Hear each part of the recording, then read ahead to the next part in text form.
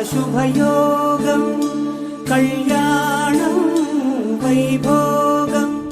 పసిడి కాంతుల్లో పద్మావతమ్మ పసిప్రాయముల వాడు గోవిందుడమ్మ. విరివలపు ప్రణయాల చెలి మనసు గెలిచాకే కళ్యాణ కళలులికినాడమ్మ. ఆకాశరాజునకు సరితూగు సిరి కొరకు రుణమైన వెనుకాడలేదమ్మా.